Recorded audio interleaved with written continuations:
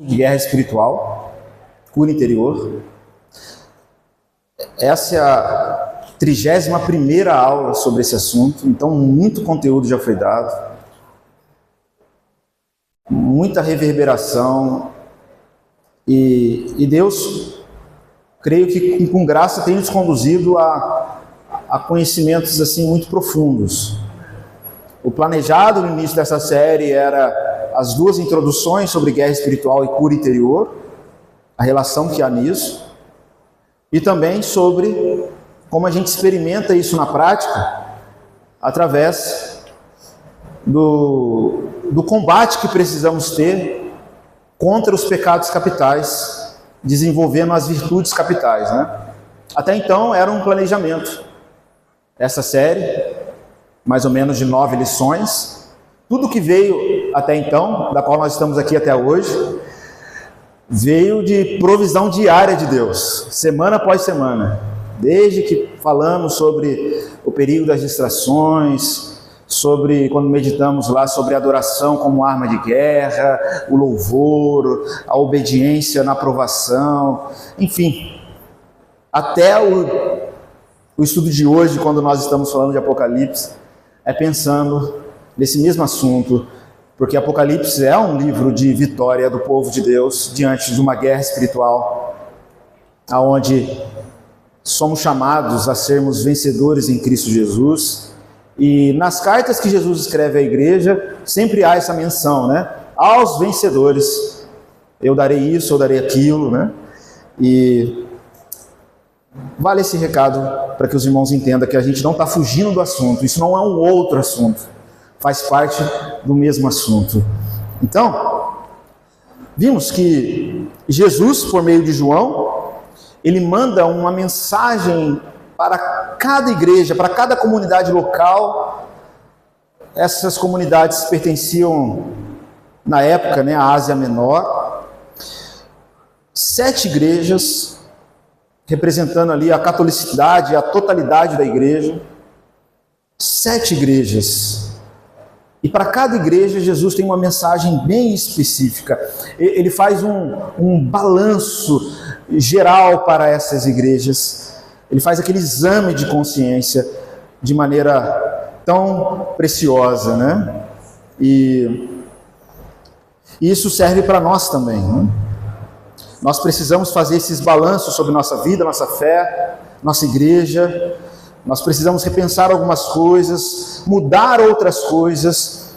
E o esforço é fazer isso à luz da palavra de Cristo, e não à luz de nossa inquietação, preocupação e ansiedade, mas à luz da revelação dele. É a partir do critério dele que devemos ser primeiramente avaliados, para que coloquemos a nossa vida em ordem, a partir do critério dele, de mais ninguém, e a partir daquilo que ele orienta, nós trilhamos com fidelidade esse caminho de orientação. Esse é o segredo de vitória. Portanto, esses critérios que o Senhor estabelece em cada uma das cartas são válidos para nós também, porque são critérios do coração dele. E a gente tem que ler compreendendo que, assim como Jesus dirigiu cada igreja da época, percebendo com quem ele estava falando, quais eram os desafios para cada comunidade, assim também hoje, quando damos ouvido, quando damos atenção àquilo que o Espírito Santo diz à igreja, a gente percebe que o Senhor trata conosco de maneira bem específica, em nosso contexto, em nossos desafios. A gente precisa ter essa experiência viva com a palavra de Deus, porque essa carta também chegou até nós, para que possamos também compreender qual é a mensagem específica do Senhor, Ele que está em nosso meio, o que Ele tem a dizer, o que Ele tem a apontar, o que Ele tem a elogiar, o que Ele tem a repreender e exortar. É bom saber disso, para que a gente possa aproveitar esse tempo com a palavra de Deus, né? E é bom saber que o Senhor cuida da igreja, está no meio delas. É bom saber que o Senhor nos conhece muito bem, muito mais do que nós mesmos, e Ele nos quer bem, Ele quer nos ajudar, Ele quer nos conduzir a uma vida vitoriosa. Deus não tem igreja derrotada, não tem. Aquela que quer viver uma vida derrotada, ele tira a influência do Espírito Santo, ele se retira daquela igreja, como a gente viu na igreja de Éfeso. Ele tem compromisso com um povo vencedor, que quer vencer pelo sangue do Cordeiro, pela palavra do testemunho. Qual o testemunho que deram, né? Diante da face da morte, não amaram a sua própria vida, né? Está lá em Hebreus 12. Portanto, vale lembrar isso. Deus não tem um povo derrotado. O povo de Deus é vitorioso e o povo vive pela fé essa vitória. Vale lembrar também que o foco do Senhor está na igreja. A mensagem enviada a cada igreja. A primeira revelação que João tem de Jesus Cristo é quando ele olha os castiçais, os 7 castiçais de ouro. Ele primeiro, de maneira visível, vê os 7 castiçais. Ele primeiro vê a igreja e Jesus no meio dela. Aí ele tem aquela revelação grandiosa. E tudo é direcionado à igreja. A ocupação de Jesus, a angústia de Jesus, a intenção de Jesus, o prazer de Jesus está na igreja. As cartas são enviadas à igreja. Quem não estava na igreja, na comunhão, não recebeu as cartas de Jesus. Não sabe qual é a orientação de Jesus. Mas quem ouviu, quem estava na comunhão, esse recebeu a carta de Jesus. É bom a gente entender isso. Ela é enviada à igreja. Mas ao mesmo tempo, é enviada para cada membro da igreja. Cada um tem que viver a fé em favor da igreja. Tem que estar atento em ouvir a voz do Senhor. Muitas vezes aparece o apelo: se alguém ouvir a minha voz. Se alguém ouvir a minha voz. Então não basta estar na igreja, nós devemos se atentar à voz do Espírito, porque existe um apelo para cada igreja. Ouça o que o Espírito diz à igreja. Então não basta ser membro, tem que discernir o que o Espírito Santo está dizendo para nós, de maneira bem pessoal, de maneira bem comunitária, para o nosso contexto. Qual é a direção dele? É isso que fará a diferença. Na semana passada nós vimos que o Senhor escreve uma carta para a igreja de Éfeso, onde ele elogia as obras, a diligência, o trabalho, a perseverança, a resiliência dessa igreja em suportar a heresia, em suportar alguns tempos ali de dificuldade. Ele elogia aquela igreja de maneira muito pessoal, porque ele conhece aquela igreja. Mas, no verso 4 do capítulo 2, tem sempre um mas aí, né, um porém. Ele diz: tenho contra ti que abandonaste, esfriaste o seu primeiro amor. E Jesus chama aquela igreja: eu tenho contra ti isso, você abandonou o primeiro amor. Lembra-te de onde você caiu, volta, se arrependa, pratica as primeiras obras, porque senão eu vou tirar do seu lugar o teu castiçal, se você não se arrepender. Eu tirarei de você a própria presença, a influência do Espírito Santo, porque você está rejeitando o amor, está rejeitando aquilo que é principal, e rejeitando com muitos serviços a Jesus, mas sem comunhão íntima com Ele. Meditamos bastante sobre isso, essa aula foi gravada, e vale ressaltar a importância dos irmãos reverberarem, meditarem. Se os irmãos não viram ou não ouviram, tem que ouvir, porque é a mensagem de Deus para a nossa igreja local. Ali, Jesus nos orienta aquilo que é prioridade. Essa igreja que João pertencia, ela estava esquecendo aquilo que era prioridade. Ela estava correndo atrás para servir Jesus e esquecia da intimidade com o Senhor. E a intimidade é a prioridade. Se a gente esquecer isso, Jesus deixou bem claro. É só questão de tempo para a gente perder a influência, perder a presença do próprio Cristo. Só que a gente vai demorar para perceber isso, porque uma igreja ativa, ela faz com que as coisas que estão perecendo durem mais tempo. E às vezes passa uma geração ou outra, e pode ser tarde demais, até ela perceber que ela esqueceu, ela abandonou o primeiro amor. E não restará mais esperança para essa igreja, né? Não restará. Portanto, devemos atentar a isso. Foi o que vimos na semana passada, né? E Jesus não alivia, irmãos. Jesus, ele não alivia, ele não coloca panos quentes. Nunca faz isso, porque ele sabe que isso não é solução. Às vezes a gente faz muito isso em casa, muito isso às vezes na própria igreja. Jesus, ele sabe que não lidar com os problemas não resolve os problemas. Pelo contrário, só acumula problema. Às vezes a gente vive aquela síndrome do avestruz. O avestruz, ele vê o perigo, às vezes ele vê o leão, vê o tigre, né? Aí ele enfia a cabeça lá na terra. Se eu não estou vendo, né? O coração não sente. Aquilo que os olhos não vê, o coração não sente. Perdido, né? Às vezes a gente faz isso. A gente é indiferente às nossas vidas, às nossas famílias, aos problemas que a gente tem que enfrentar, a nossa igreja. A gente vive a síndrome do avestruz. A gente finge que nada está acontecendo e é nessa que Satanás vem como leão e nos devora. Acaba com a nossa vida. Acaba. Ele só precisa disso. Que você viva como um avestruz. Viu um problema? Enfia a cabeça na terra e finge que não é com você isso. Tá bom? Não, tá bom não. Jesus quer que a gente lide com os problemas da maneira como Ele lida com os problemas. Ele lida com os problemas, enviando a carta, expondo os problemas da igreja. Portanto, o fato de ser indiferente ou fingir em relação ao problema não significa que eles serão resolvidos.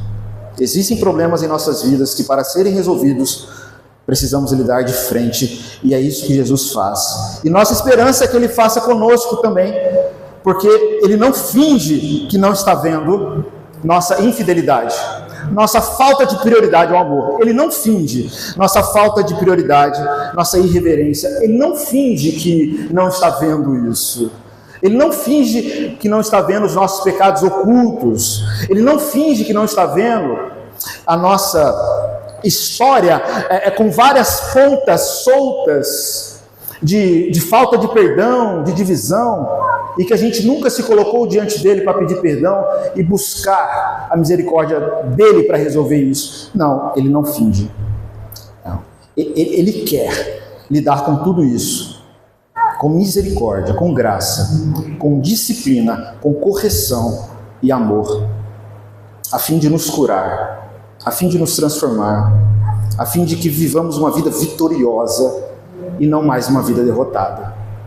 É um grande desafio. Grande desafio, porque nós estamos mergulhados numa cultura, numa forma de pensamento, entende? Isso que eu estou dizendo como cultura.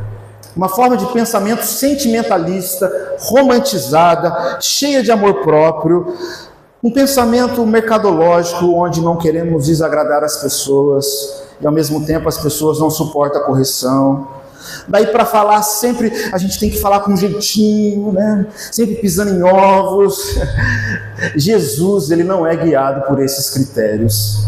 Ele não é guiado por esses sentimentalismos. Não, os sentimentos nossos não são a coisa mais importante para Jesus.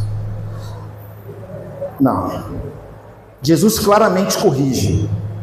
E isso é muito bom. A gente precisa compreender isso, porque isso é libertador. Como nós vimos sobre a característica da palavra de Deus em 2 Timóteo 3, 15 e 16, ela nos é dada, nos é exposta para que ela possa nos corrigir, nos repreender e sermos exortados pelo Senhor. Então, Ele claramente nos corrige, como faz com essas igrejas que Ele ama. Isso é libertador. Porque tem coisa que, se não enfrentarmos de alguma maneira, elas não vão se resolver de maneira nenhuma. Pelo contrário, nós só vamos acumular para nós não bênçãos, mas maldição. Infelizmente, né? Infelizmente. Então, parar com essa insensibilidade mundana que tanto nos enfraquece. Parar com justificativas defensivas diante da verdade dos fatos.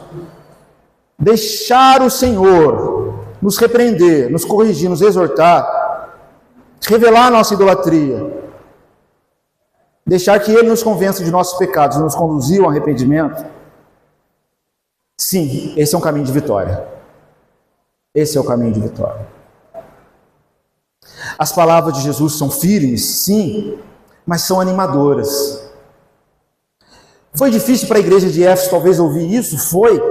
Mas era essa palavra que iria animar os irmãos. Ele não usa em nenhum momento aqui palavras que desanimam, mas ao mesmo tempo ele usa palavras que confrontam, que disciplinam. E o amor de Deus se revela na disciplina, na correção. Hebreus vai falar isso. em sua carta, em Hebreus 12, 6. Deus não nos ama, mas também nos disciplina, não. Ele nos disciplina porque Ele nos ama. Ele nos corrige porque Ele nos ama. Disciplina não é contrário ao amor de Deus, não. Provérbios vai dizer, no capítulo 13, 24, que os pais que não corrigem, não disciplinem o seu filho, odeia seu filho. Mas aquele que ama, desde cedo, disciplina.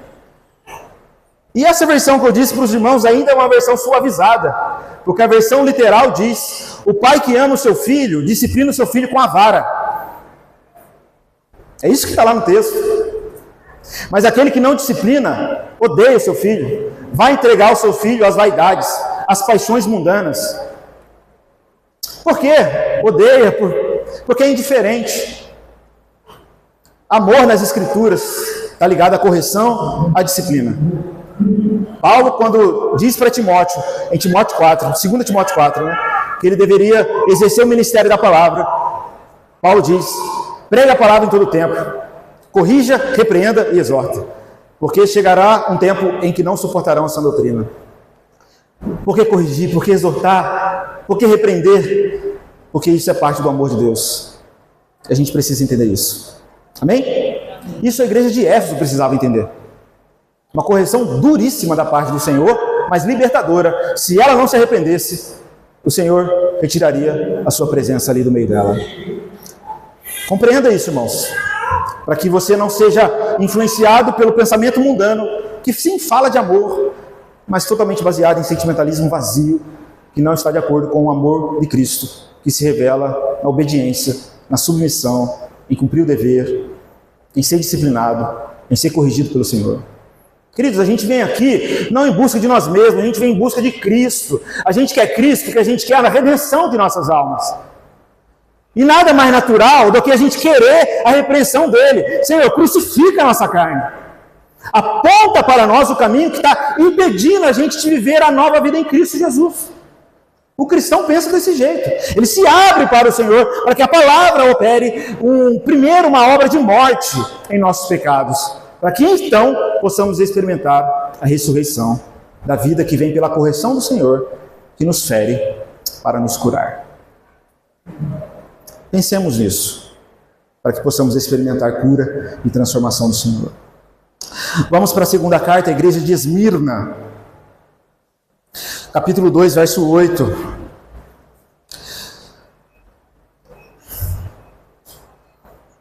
A cidade de Esmirna, hoje ainda, ela existe na Turquia como a cidade de Izmir. Era uma antiga cidade grega e romana. E Jesus escreve uma carta para uma igreja pequena, pobre, que existia lá nessa cidade, dizendo assim: e ao anjo da igreja em Esmirna escreve: isso diz o primeiro e o último, o que foi morto e reviveu. Conheço as tuas obras e tribulação e pobreza, mas tu és rico, e blasfêmia dos que se dizem judeus e não são, mas são sinagoga de Satanás. Nada tenha medo, não temas das coisas que há de padecer. Eis que o diabo lançará alguns de vós na prisão, para que sejais tentados, e tereis tribulação de 10 dias. Sê fiel até a morte, e dar-te-ei a coroa da vida. Quem tem ouvidos, ouça o que o Espírito diz às igrejas. O que vencer não receberá o dano da segunda morte, da condenação eterna. Amém? Até aí. Um resumo da carta. Uma igreja confessante e mártir. Muitos estavam morrendo por causa da fé em Cristo Jesus, por causa do testemunho que essa igreja dava à fé em Jesus Cristo. Mas era uma igreja disposta a morrer, a ser fiel a Jesus Cristo até a morte. Mas também era uma igreja pobre, fraca no sentido natural, com pouca influência, com pouco recurso, mas interiormente rica, como diz o Senhor, interiormente forte, rica na fé, rica de virtude, rica de testemunho. mas também recebe um apelo do Senhor. Ela deveria permanecer fiel na perseguição para conquistar a vida eterna. Ser fiel até a morte. Então dar-te-ei a coroa da vida. Essa talvez seja a carta mais tranquila de Jesus para uma igreja. As outras, se os irmãos acharam a igreja de Éfeso a repreensão de Jesus muito dura, aguarde os próximos capítulos, que a repreensão de Jesus será mais dura ainda, mais dura mesmo. E Jesus faz isso em amor. Mas essa até que é tranquila. E começa no verso 8, Jesus trazendo a base de nossa fé, o fundamento de nossa fé, que é a revelação dele mesmo. O anjo da igreja, o mensageiro, deveria escrever para a igreja, já dizendo: isso diz o primeiro e o último, o que foi morto e reviveu. A base das revelações sempre é a revelação de Jesus Cristo. Vimos no capítulo 1, né? Ele é o alfa, o ômega, o princípio e o fim. Ele está recordando à igreja quem ele é, para que a igreja tenha fé nele. Ele é o primeiro, o último, aquele que foi morto e reviveu. Vocês são em mim, a fé de vocês está em mim. Eu sempre estou com vocês, sempre estarei com vocês. Eu também fui morto, mas eu revivi. Vocês estão comigo. Eu sou o primeiro e o último. Eu que dou a primeira palavra, mas eu dou a última. Tem um salmo que diz, um salmo 112, verso 7. É um salmo muito profundo. Ele diz assim: aqueles que confiam no Senhor, o seu coração está firme, não teme receber más notícias. Aquele que confia no Senhor, o seu coração está firme, não tem medo de receber má notícia. Confiar no Senhor, fé no Senhor. Quem é o Senhor? O primeiro e o último. Aquele que morreu, mas aquele que ressuscitou. Aquele que confia no Senhor, não teme receber má notícia, porque vai vir má notícia. A gente viu aqui, essa igreja recebe, da circunstância, má notícia. Portanto, quando as notícias ruins chegam, elas não encontram a gente sozinha, se a nossa fé está em Jesus Cristo. Ele está conosco. Elas podem nos deixar angustiados, perplexos, mas não em desespero. Não. Ele está conosco. E Ele vai mostrar os passos que devemos dar agora, porque Ele nunca nos deixa sozinhos. Ele nunca nos deixa vazio em nosso interior. Ele sempre está perto. Sempre lembrando isso para a comunidade de Esmina, sempre lembrando isso para as igrejas. Quem Ele é, sua obra. Eu fui morto e retomei a vida. Eu sou o que sou, eu sou o primeiro e o último. Vocês estão passando por esses tempos de morte, de perseguição. Mas lembre-se, vocês estão servindo aquele que morreu e reviveu. Jesus é aquele que diz: ninguém tira a vida de mim, eu espontaneamente a dou para tomá-la de volta. E esse mandamento eu recebi do meu Pai. E essa é a vida, esse é o bem da vida. Não controlar, reter a vida, mas entregar-se. Essa é a vida que vemos em Cristo Jesus. Jesus não poupou a sua vida, mas entregou, por isso Ele venceu. Essa é a vida de Cristo, da qual nós estamos unidos. E nossa vida está nas mãos dEle. E Ele não perde aquele que o Pai dá. Ele não perde. Portanto, a base das revelações, da fé, sempre é a revelação de Jesus Cristo. Imagina o impacto isso para aquela igreja que estava passando por várias tribulações. De repente chega lá um mensageiro com um papiro, com um pergaminho, dizendo: olha, João, ele mandou essa carta de Jesus para vocês, ou para nós aqui. Jesus revelou para ele lá na ilha de Patmos. Ele falou coisas sobre nós. E eles ouvem a mensagem de Jesus. Imagina o impacto. Saber que Jesus falou coisas que eles estavam passando, trazendo promessa que Ele estava junto com eles. Saber que Jesus pediu para a gente continuar firme, que esse é o caminho de salvação e de redenção, é continuar firme, suportando, sabendo que vai ter tribulação, perseguição satânica. Receber isso de Jesus, com certeza gera um grande impacto. porque esses irmãos venceram pela fé, porque foram impactados pela mensagem de Jesus.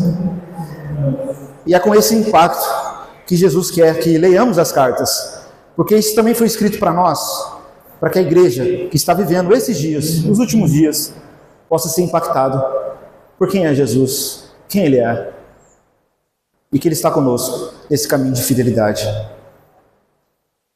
E Ele continua, depois de se revelar, Ele diz aquilo que Ele fala para quase todas as igrejas.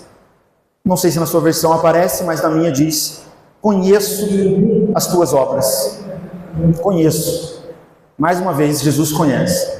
Assim como Ele conhecia na igreja de Éfeso, Ele conhece as obras dessa igreja, conhece as nossas. Eu conheço suas atitudes diante do sofrimento. Conheço seus pensamentos, sentimentos. Conheço quando o cerco se fecha, quando as pessoas te traem. Conheço quem você é. Conheço como você trata as pessoas, como você trata aqueles que maltratam. Conheço você na sua casa. Conheço as suas obras. Conheço se você prioriza o amor. Conheço se você prioriza a intimidade ou não. Conheço o engano do seu coração. Conheço os seus pecados. Conheço também o caminho que você tem que trilhar para você alcançar a libertação e vitória. Jesus conhece. Jesus conhece as obras. Obras aqui manifestam a nossa fé. Seremos, irmãos, não julgados pela fé, mas pelas nossas obras. Jesus, de alguma maneira, está discernindo a igreja, julgando a igreja, suas obras, conhecendo elas. Conheço suas obras. Principalmente aqui, meus irmãos, sua atitude diante do sofrimento. O que o Senhor diria para nós, né? O que o Senhor diria para nós? Quais são as obras de virtudes, né? E ele continua: conheço a sua angústia ou a sua tribulação. Tribulação seria uma boa tradução, mas também angústia. Sei que vocês estão passando, eu sei o que é traição, eu sei o quão angustiante é perceber que o cerco está se fechando, conheço tudo isso. Eu já passei por isso. Imagina Jesus falando para aquela igreja. Conheço isso. Lembra de Paulo com Barnabé em Icônio, em Atos 14, nós meditamos isso na semana retrasada à noite. Depois de ser perseguido, apedrejado, dado como morto, no dia seguinte ele continua anunciando o evangelho, confirmando os ânimos dos irmãos. Depois de ser apedrejado e dado como morto, no dia seguinte está animando os irmãos, exortando a permanecer na fé, pois é através de muitas tribulações nos importa entrar no reino de Deus. Conheço suas tribulações, conheço suas obras, conheço as obras nas tribulações, conheço o reino de Deus, o Cristo Rei se revelando a vocês nas tribulações. Conheço isso. Conheço sua pobreza, mas és rico. Não esqueça disso. Possivelmente essa comunidade era uma comunidade composta de gente um tanto empobrecida, de muitos escravos. Essa gente era empobrecida não apenas de recursos de dinheiro, mas de direitos. Gente que não tinha influência para dar opinião, gente que não conseguia se defender de difamações dos poderosos, gente que não tinha dinheiro para pagar um defensor da justiça, né, um advogado da época, e que tinha que receber as acusações assim, sem a mínima opção para se defender. Jesus diz: eu conheço a sua angústia, conheço as suas tribulações, conheço a pobreza de vocês, ainda que vocês acham que são pobres, vocês são ricos. Há uma riqueza em vocês. Não esqueça disso. Como se Jesus tivesse que lembrar, né? Eu sei que vocês estão passando por várias coisas, corrupção, injustiça, mas não esqueça, vocês são ricos. Qual é a riqueza da igreja, irmãos? É o caminho de fé, é o caminho de comunhão com o Senhor. Vocês têm a mim, não esqueçam.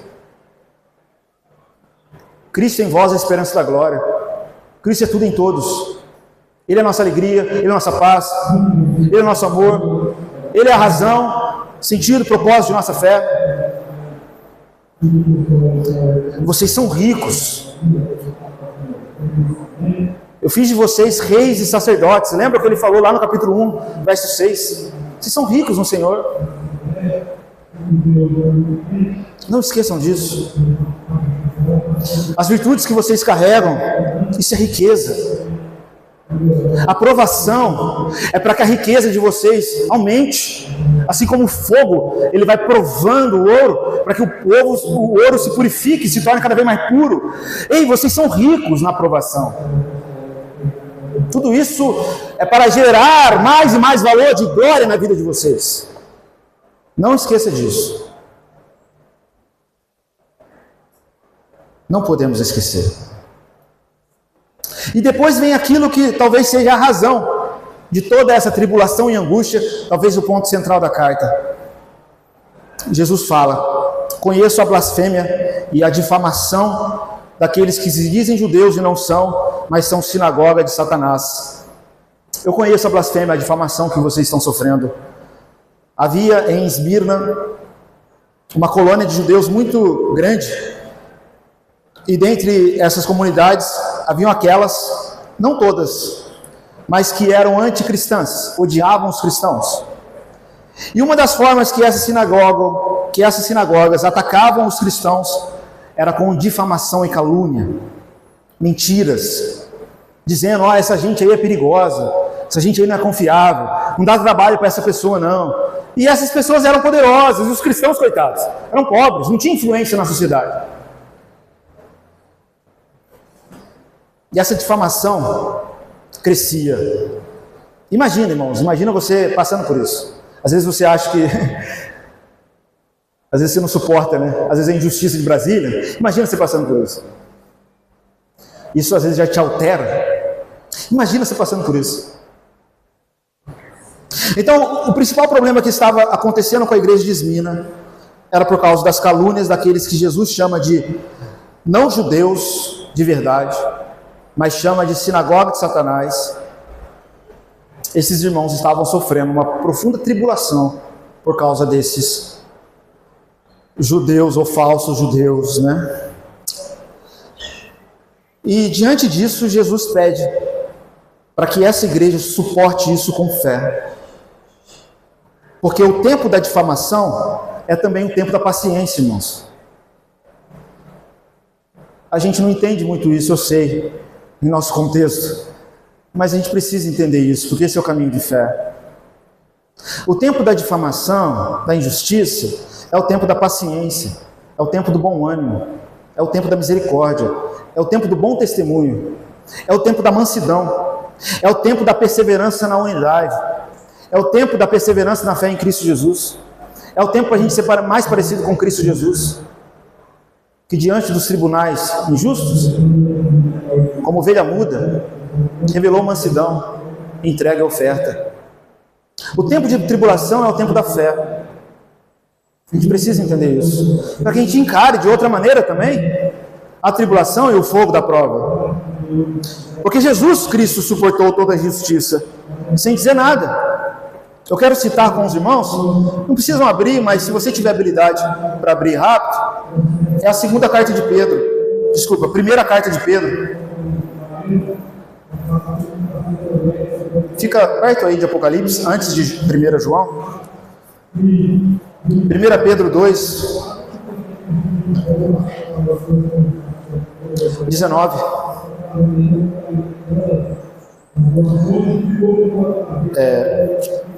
1 Pedro 2, 19. Porque é coisa agradável que alguém, por causa da consciência para com Deus, sofra agravos, padecendo injustamente. Porque que glória será essa? Se pecando sois esbofeteados e sofreis, mas se fazendo bem, sois afligidos e sofreis, isso é agradável a Deus, porque para isso sois chamados, pois também Cristo padeceu por nós, deixando-nos exemplo, para que por suas pisaduras sejamos sarados, o qual não cometeu pecado, nem engano se achou na sua boca.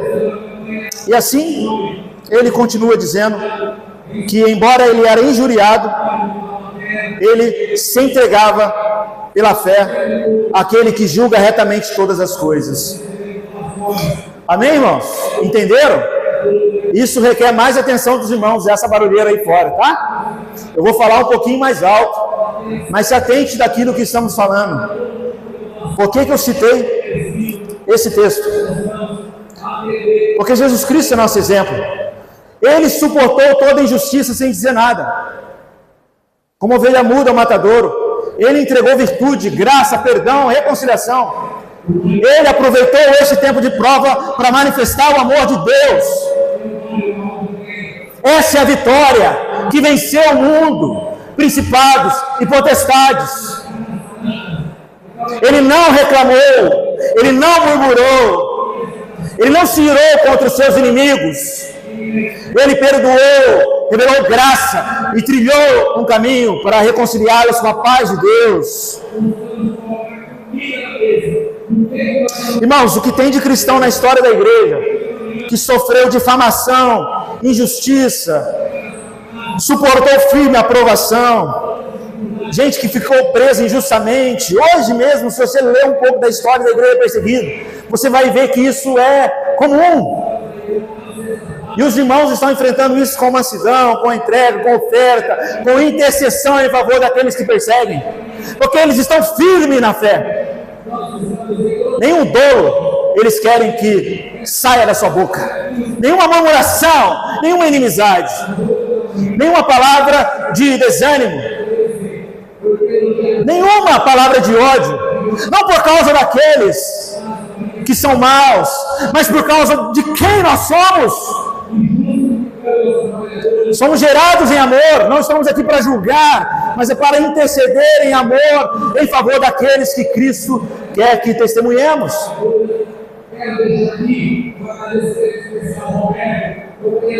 Portanto, esse é o proceder cristão. A verdade sempre vem à tona. O próprio Jesus prometeu que isso aconteceria com aqueles que iriam segui-lo. Vocês serão perseguidos, serão difamados, nas sinagogas vão dizer isso contra vocês, vocês serão presos, açoitados por causa do meu nome. Fiquem tranquilos, a verdade sempre vem à tona, permaneçam firmes. Ele disse isso, que esse caminho de suportar as aflições é um caminho de bem-aventurança. Ele fala isso em Mateus capítulo 5, verso 11. Bem-aventurados sois vós quando vos injuriarem. Você crê nisso? Bem-aventurados sois vós quando injuriarem, quando perseguirem, quando disserem todo mal contra vós, por minha causa. Exultai, alegrai-vos, porque é grande o vosso galardão, porque assim foi com os profetas. Mas assim foi com Jesus. Assim foi com o apóstolo Paulo, assim foi com a igreja em toda a sua história, que viveu de maneira pura fé, assim foi com a igreja de Esmirna. Isso é seguir a Cristo. Lembremos do seu exemplo, lembremos dos profetas, lembremos de Estevão, lembremos de Paulo, lembremos da igreja de Esmirna, que sofreu todo tipo de blasfêmia. A gente não está aqui para se defender, irmãos, de fazer um circo como quem quer defender os seus próprios direitos, blasfemando e trazendo o nome de Deus em vão. É o mandamento do Senhor lá em Êxodo 20, Deus não terá por inocente aquele que tomar o seu nome em vão. E às vezes nós sofremos muitos agravos, mais sofrimento do que deveríamos, em nossa própria alma, porque blasfemamos ao invés de abençoar, reclamamos ao invés de agradecer, ao invés de interceder, e fazemos muitas vezes isso em nome de Deus. Deus não terá por inocente aqueles que tomam o nome dele em vão. Não seja instrumento de difamação. Eu acho que esse alerta fica para nós também, irmãos. Embora aqui não é a igreja que estava difamando e que estava blasfemando. Aqui era a sinagoga de Satanás, uns judeus pervertidos. Mas esse alerta fica para nós também. Difamação, não seja difamado, um difamador, não seja. Peça perdão por esses pecados. Se você fez isso no passado e você não se arrependeu, peça perdão. Não deixe isso passar. Mas se quebrante mesmo. Se quebrante. Tenha cuidado do seu pensamento, cuidado com as suas emoções, cuidado com aquilo que você fala. Tenha cuidado. Um pensamento precipitado, uma fala precipitada pode se tornar uma semente de difamação. E Deus odeia isso com todas as forças. Isso é característica de alguém que está possuído por Satanás. E pode fazer isso em nome de Deus, mas faz isso como quem revela de que natureza é. De natureza satânica e diabólica. Deus não nos chamou para isso, mesmo. A gente não pode flertar nem um pouquinho com isso. Nem com aqueles que a gente sequer odeia, seja lá o que for. Não. Quero citar alguns textos, se atente. Salmo 15:1. Quem habitará no tabernáculo do Senhor? Verso 3. Aquele que não difama com a sua língua seu próximo. Salmo 101:5. Aquele que murmura ou difama seu próximo, às escondidas, eu destruirei. A Bíblia diz que nós não devemos nem mesmo difamar os nossos inimigos, amém? Romanos 12, quem leu Romanos 12? Para pensar sobre igreja.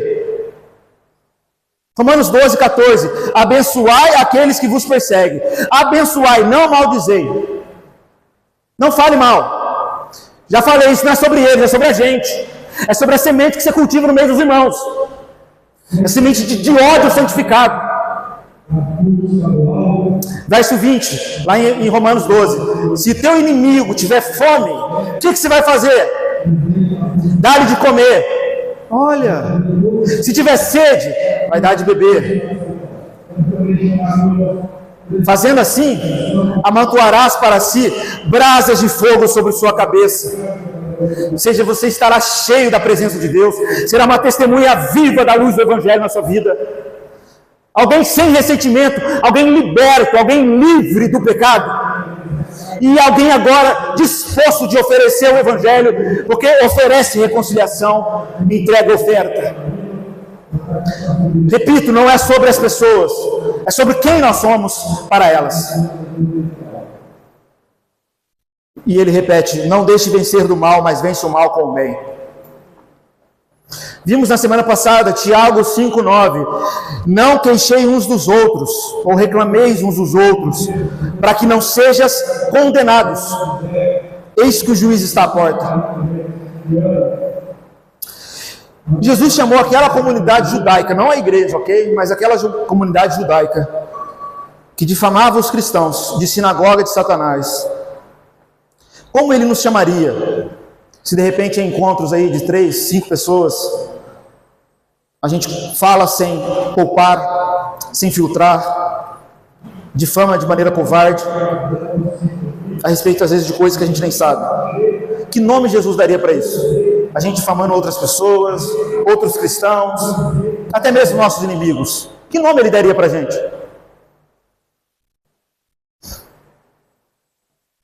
O que você tem feito com aqueles que você supostamente odeia? Interceder? Orar? Propor reconciliação? Ou dependendo do tipo de gente que chegaria aqui, você desviaria o olhar e sentaria do outro lado? Se um político daquele que você odeia chegasse aqui, como você receberia? Se abençoaria? Ou você deixaria claro para ele o quão desgraçado ele é, quanto você odeia, só pelo seu olhar? O caminho do Evangelho é outro, irmãos. Totalmente outro. Totalmente outro. Dá muito exemplo para falar disso. Tudo que aconteceu nas últimas eleições, meu Deus do céu. Difamação. Eu lembro da última eleição de Taubaté. Um monte de crente conservador, hiperconservador, difamando a tal da Lorena, né? Loren, sei lá o quê. Nossa, acabando com a reputação da menina. Aí com o discurso cristão moralista,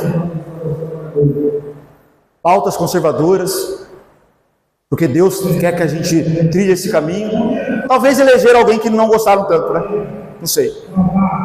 Mas é feio demais. Nossa, é triste demais. Triste demais essa energia, esse tipo de gente que a gente se torna quando a gente usa a rede social para isso. Isso é covarde. Claro que existem coisas que a gente precisa corrigir. Pessoas precisam ser corrigidas, mas existe um meio bem específico na palavra de Deus para a gente fazer isso. Frente a frente, com amor, oferecendo um caminho de reconciliação. Sim, talvez chamar a pessoa ao arrependimento, mas como quem está disposto a oferecer o caminho de misericórdia e arrependimento. A gente perde feio nas batalhas. Talvez essa seja a maior das consequências que a igreja brasileira esteja enfrentando, de falta de vida e vigor. É a difamação barata, rasa, apressada que a gente tem, principalmente com nossos inimigos. Guarde sua língua disso, porque isso feriu profundamente a igreja de Esmirna. Profundamente. Nossa, está bem alto ali, né? Está bem complicado. Mas, irmãos, eu estou falando alto, irmãos, não é porque eu não estou nervoso, não, tá? Estou calminho. Só estou falando alto para os irmãos ouvirem melhor. Só por causa disso. Né? Verso 10. Nada temas das coisas que há de padecer. Isso. Nada temas. É uma palavra que se repete muito na ressurreição do Senhor. Os anjos repetiram isso para as mulheres. Jesus, quando encontra os discípulos com medo na ressurreição, não tenha medo. Esse é o refrão do Senhor ressuscitado. Não tenha medo do quê? Não tenha medo do quê? Da barata? Da sua preocupação? Do que você não tenha medo? Do que você não deve temer? Do diabo. Das coisas que vão acontecer. O que vai acontecer? O diabo vai pôr vocês à prova, vai prender, vai açoitar você, vai desgraçar a vida de vocês. Não tenha medo disso. Resista firme na fé, como Jesus no deserto, como Jó resistiu, como Paulo resistiu. Não tenha medo. Vai vir sofrimento, não fuja do sofrimento. Jesus nunca dá respostas fáceis para o sofrimento. Ele não impede aquele sofrimento que faz parte do caminho de cruz. Claro que sofrimentos inúteis, que são aqueles que nós mesmos causamos, né? Esse Jesus quer nos livrar. Às vezes tem sofrimento inúteis que a gente causa por causa de preocupação, ansiedade, inquietação, pressa, infidelidade, enfim. Esse ele quer nos livrar, com certeza, né? Mas o sofrimento próprio da fidelidade e do caminho de cruz, não, ele quer deixar bem claro, olha, suporte o sofrimento, vai vir. O sofrimento de quem ama, de quem tem esperança no tempo por vir, esse sofrimento vai vir. Não tenha medo. Segue firme. Verso 10. Por esses dias o diabo vai lançar alguns de vocês na prisão, para vocês serem tentados. Vocês terão tribulação de 10 dias. 10 dias aqui, meus irmãos, eu não quero tentar trazer para os irmãos que isso seja uma contagem profética, não é isso. A ideia é que a tribulação tem dias contados. Isso é passageiro. E o caminho de vitória não é se desviar da tribulação, pedir para Deus te livrar disso. Não. É você confiar em Deus, nela, e entender que ela é passageira. É uma leve e momentânea tribulação diante do peso de glória que está revelado àqueles que permanecem pela fé. A gente precisa crer nisso. Então por isso que está essa palavra. Não é para os irmãos ali colocar no seu calendário ali, né? Nossa, 10 dias vai durar. Não é isso. É para entender que aquele que determinou, ele determinou os dias. Tudo está sob o controle dele. Nada foge do controle dele. Nada. Você tem que aproveitar agora esse tempo de tribulação para permanecer firme na fé. Você não desperdiçar esses dias. Porque Deus conta com sua fidelidade. Ele conta com sua vitória pela fé. E às vezes a gente se perde nisso. Porque quando a gente está no meio da tribulação, a gente pensa que isso nunca vai acabar. Ah, meu Deus, que sofrimento interminável. Não. Não deixa o desânimo abater. Segue firme. É isso que importa. E ele vai dizer: ser fiel até a morte e dar-te-ei a coroa da vida. Ser fiel até a morte. Os irmãos ali, tudo estava indo para a morte, irmãos. A igreja mártir. Uma igreja mártir. Todos ali estavam com sentença de morte. Ser fiel até a morte e dar-lhe a coroa da vida. Jesus não fala: eu vou livrar vocês. Não, não, não. O importante é a fé. Que tipo de morte nós vamos glorificar a Deus? É isso que importa. Jesus falou isso para Pedro. Pedro, no final, depois que Jesus fala, né? Tu me amas, né? Apacenta minhas ovelhas e tal. E Jesus fala para Pedro: olha, antes, quando você era menino, quando você era imaturo, você ia para onde você queria, você fazia o que você pensava. Mas agora, quando você se converter, não vai ser assim. Você vai para ir para um lugar onde você não queria ir. Eu vou te colocar no lugar onde você não desejaria ir. Aí termina a narrativa. Aí João, lá no final do evangelho, diz: Jesus disse isso para explicar para Pedro com o tipo de morte que ele iria glorificar a Deus. Pedro não queria ir para a cruz, lembra? Ele não queria ir para a cruz. E aquilo que ele tinha medo foi exatamente o caminho que Jesus trilhou para ele, conduziu ele, para ele ser fiel. Porque Pedro, segundo a tradição, foi crucificado de cabeça para baixo. Aquilo que ele temia se tornou o seu lugar de vitória. Seu lugar de vitória. Ser fiel até a morte. Que tipo de morte nós iremos glorificar a Deus? Nós estamos aqui para isso, irmãos. Aquele que permanecer até o fim será salvo.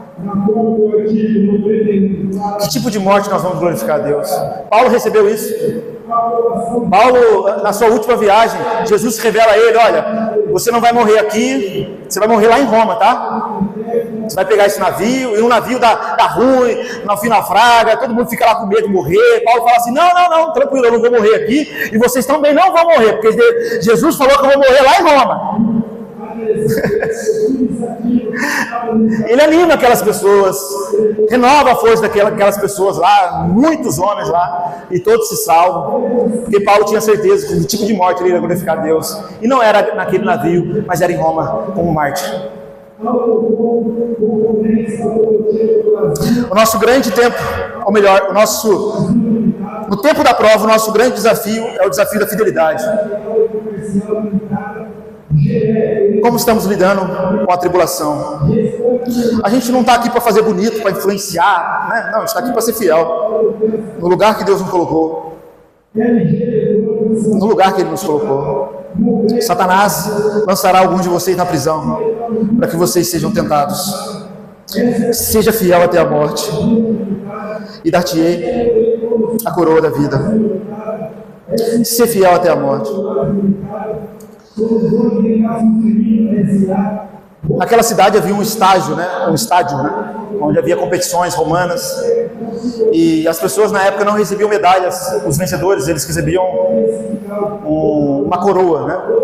Aquele que vencia aquela prova, né? aquele desafio, recebeu a coroa. Talvez seja por isso que Jesus disse: ser fiel até a morte, dar-te-ei a coroa da vida. Da vida, não apenas uma coroa que perece, mas a coroa da vida. Vocês reinarão comigo para todo sempre. Paulo diz em 2 Timóteo 4,6: meu corpo já está sendo oferecido como oferta, como libação. O tempo da minha partida está próximo. Combati o bom combate, completei a carreira, guardei a fé, guardei a fidelidade. E desde agora a coroa da justiça está reservada, a qual o Senhor, reto, justo juiz, me dará naquele dia, não somente a mim mesmo, mas também a todos que amarem a sua vida. O tempo da minha partida está próximo. Combati o bom combate, completei a carreira, guardei a fé. É pela fé que a gente consegue preservar a carreira da fidelidade. E a coroa da justiça está reservada. somente aqueles que são fiéis até a morte. Que isso fique claro. A coroa da justiça está reservada somente àqueles que serão fiéis até a morte. Porque a nossa fé tem que ser provada pelo fogo. Ela está em provação. Esse tempo que estamos passando está em provação. Para que quanto mais o tempo se aproxima, nós possamos revelar que tipo de fé nós temos no Senhor Jesus Cristo. Se é ouro ou se é palha. Ser fiel até a morte. E ao que vencer. Quem é vencedor aqui? O fiel. Aqueles que vencem os tempos difíceis, tribulação, pobreza, blasfêmia, prisões e tentações satânicas. O vencedor é aquele que vence os tempos difíceis com fidelidade, firmeza, perseverança, coragem. Esses são os vencedores. Esse é o caminho de vitória. O vencedor não é aquele que se poupa nos tempos difíceis, não é aquele que murmura nos tempos difíceis, não é aquele que reclama nos tempos difíceis, mas é aquele que nos tempos difíceis se aprofunda na fidelidade, na perseverança da fé, no louvor, na adoração, na esperança, na comunhão. Esse é vencedor. Porque o Senhor prepara vitória para esses que são fiéis em cada uma de suas batalhas, em cada uma de suas tentações, mesmo que o diabo os lance na prisão para ser tentado.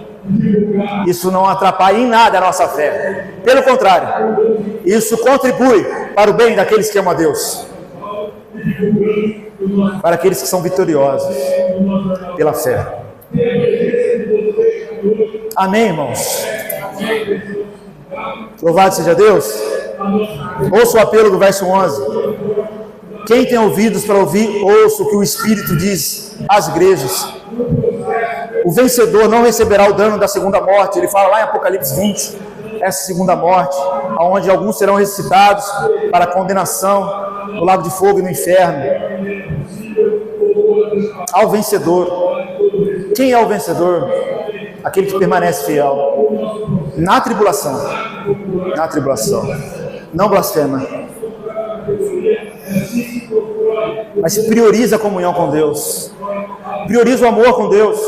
Prioriza a mesa do Senhor. Querido, sua fé falha. É palha. Se na aprovação você desiste do Senhor. Você desiste da comunhão com Ele. Você não está na fé do Senhor Jesus Cristo. Precisa retornar, voltar àquele apelo de Éfeso. Você precisa voltar. Se na aprovação você logo reclama, murmura e não louva e agradece, você está sendo reprovado. Ser fiel até a morte. Vamos encarnar esse espírito que estava na igreja de Esmirna. Esse espírito fiel. Vamos pedir essa graça do Senhor para que Ele nos conduza a esse caminho de fidelidade, a esse caminho de renovo na sua presença.